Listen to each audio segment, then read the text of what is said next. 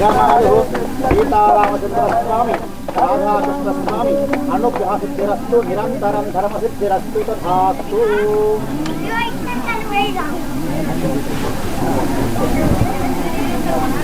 ఈరోజు శ్రీరామనవమి శుభ సందర్భంగా చింతలమానేపల్లి మండలంలో కర్జల్లి గ్రామంలో ఓంకార ఆశ్రమంలో అదేవిధంగా రాధాకృష్ణ మందిరాన్ని సందర్శించుకోవడం చాలా ఆనందంగా ఉంది. ప్రథమ వార్షికోత్సవం కూడా అదేవిధంగా ఈ రోజున శ్రీరామనవమి ఉండటం కూడా చాలా శుభదాయకం. మరి అక్కడే పక్కనే రాముల వారి కళ్యాణం కూడా నిర్వహించడం జరిగింది. మరి మందిరం చూసిన తర్వాత చాలా ప్రశాంతత వాతావరణంలో మరి గురువుగారిని కలిసిన తర్వాత కూడా చాలా ఆధ్యాత్మిక భావంతో ఉన్నవారు వారి సేవలో ఈ మందిరం చాలా ప్రశాంతత ఆధ్యాత్మికంగా మరి పొందుపరుచుకున్నది.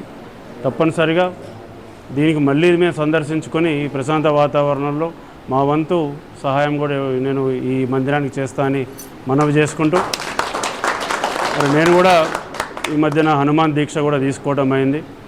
ఈ దీక్షల వల్ల హనుమాన్ మానల వల్ల మన హిందూ ధర్మాన్ని ఆచారాన్ని కూడా ముందు తరానికి మనం తెలియజెప్పుతూ అదేవిధంగా ఈ దీక్షలతోటి కానీ మనము పరాయి వ్యక్తులను కూడా వేరే వ్యక్తులను కూడా మరి స్వామి అని సంబోధిస్తాం. అంటే సమాజంలో ఉన్న ప్రతి వ్యక్తిని కూడా గౌరవంతో సంబోధించాలి.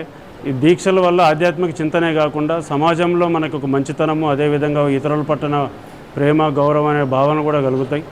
తప్పనిసరిగా సనాతన హిందూ ధర్మాన్ని కూడా మనం రాబోయే కాలంలో ఈ రోజు ఉన్నటువంటి తరం కొంచెం ధర్మాలకిను ఆచారాలకి దూరంగా ఉన్నందున కొద్దిగా వాళ్ళకు కూడా అలవాటు చేయవలసిన అవసరం ఉంది.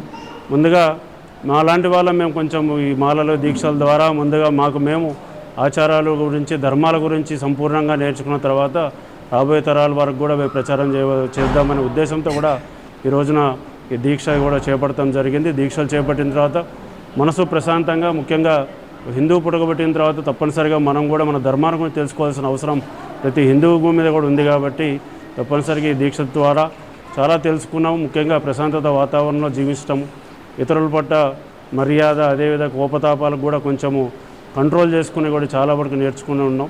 ముఖ్యంగా ఈ రోజున ఈ మందిరాన్ని సందర్శించుకోవటం చాలా ఆనందంగా ఉంది.